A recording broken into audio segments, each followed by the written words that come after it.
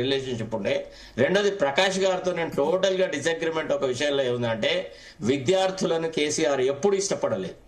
Fundamentally KCR కి భయము పిరికి, విద్యార్థులు వస్తే ఉద్యమం ఇంకో రకంగా పోతుంది. న్యాయవాదులను కూడా ఇష్టపడలే. ఈయన చెప్పిన ప్రకాష్ గారు మెన్షన్ చేసిన వినోద్ రావు అనే అతను ఒక 5-6 సంవత్సరాల తర్వాత వచ్చినాడు. వచ్చుడే నిచ్చెన పెట్టుకొని డైరెక్ట్ గా రూఫ్ మీద పోయి కూర్చున్నాడు.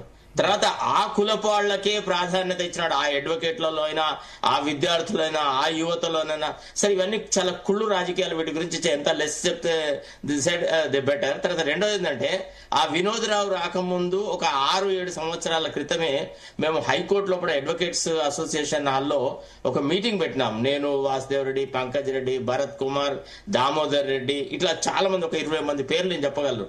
మేము ఒక మీటింగ్ పెట్టుకొని తెలంగాణ ఉద్యమానికి మన న్యాయవాదులు పూర్తిగా మద్దతు ఇవ్వాలన్న ఒక నిర్ణయం తీసుకున్న తర్వాతనే మేము పోయి కేసీఆర్ని కలిసిన తర్వాత కేసీఆర్ మాట్లాడిన తర్వాత మాకు ఒక విషయం ఏమర్థమైందంటే, this man is very doubtful character అనేటువంటి ఆలోచన వచ్చింది. నేను జయశంకర్ సార్తో చాలా సార్లు అన్నాను, ఎందుకంటే నాకున్న సన్నిహిత సమస్య సార్, ఈ దొరలు నేను ఎట్టా సార్, వీళ్ళతోని ఏదైనా జరుగుతుందా సార్, ఈయన నిమిషానికి ఒక మాట మాట్లాడుతారు సార్. నేను చాలాసార్లు, ఒకసారి హోటల్ అశోకాలో ఒక చిన్న మీటింగ్ జరిగింది, అక్కడ కూడా నేను పక్కకు తీసుకొని పోయి, ఇంకా కూడా మీకు నమ్మకం ఉందా సార్ అని అడిగితే, అరే నువ్వు నోరు మూసుకొని ఉండు ఫస్ట్, నీకు తెలియదురా, నీకు కొన్ని విషయాలు నీకు అనుభవం లేదని చెప్తున్నాను, వీడికంటే వేరే మెరుగైన వాడు ఎవ్వరు లేడురా, ఇప్పుడు వీడిని పట్టుకొని పోక తప్పదురా, మనం కుక్కతో పట్టుకొని అయినా సరే గోదావరి ఈదాల్సిందేరా అని నాతో చెప్పినవాడు. కాబట్టి అంత సులభంగా విద్యార్థులు రాలేదు, యువకుల కాదు. తెలంగాణ ఉద్యమ కాలంలో కూడా విద్యార్థులలో, యువకులలో ఎనలేని కోరిక ఉండే, ఎనలేని అభిమానం ఉండే, వాళ్ళు రావాలన్న ప్రయత్నం చేస్తున్నారు. కానీ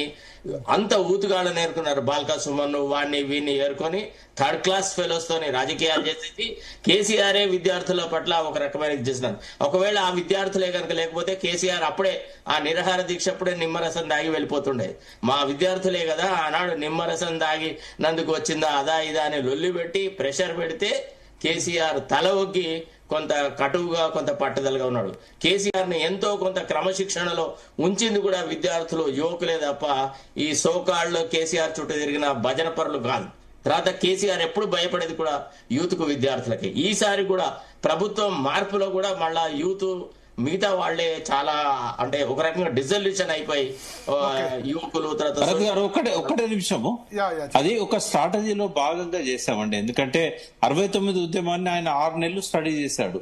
అందులో పాల్గొన్న వాళ్ళతోని, విద్యార్థి నాయకులతోని. అప్పుడు ఏంటంటే విద్యార్థులు ఒకసారి కార్యరంగంలో దూకితే కంట్రోల్లో ఉండరు. అప్పుడు చెన్నారెడ్డి ఏ స్టేజ్ లో వచ్చాడంటే, విద్యార్థులతో సాధ్యం కాక విద్యార్థులందరూ కాల్పులలో చనిపోతా ఉంటే దిక్కులేని పరిస్థితుల్లో ఆయన వచ్చాడు. ఇక్కడ కూడా అట్లాంటి పరిస్థితి వస్తే గనక ఈ ఉద్యమం ఫెయిల్ అవుతుందని చెప్పి కేసీఆర్ గారు ఒక స్ట్రాటజీలో భాగంగా లాబియింగ్ అనేది తీసుకున్నారు. లాబియింగ్ ఎప్పుడైతే ఫెయిల్ అయిందో, ప్రణబ్ ముఖర్జీ కమిటీ ఎంతకు రిపోర్ట్ ఇవ్వకపోతే కేంద్రంలో రిజైన్ చేసి తెలంగాణ భవన్ లో విద్యార్థులకు 40 రోజులు శిక్షణ ఇచ్చామండి. ప్రతి కాన్స్టిట్యున్సీ నుంచి 1000 మందిని ఇక్కడికి సమీకరించి మళ్ళీ ఆ విద్యార్థుల చైతన్యాన్ని తీసుకురావడానికి ప్రయత్నం చేసింది కూడా టిఆర్ఎస్ పార్టీయే. సరే, శరత్ గారికి విడిగా నేను ఒకసారి ఆ చరిత్ర అంతా అర్థం చేస్తాను. థ్యాంక్ యూ శరత్ గారు, ప్రకాష్ గారు, జంపన్న గారు, మురళీ మనోహర్ గారు. Despite our agreement we are friends.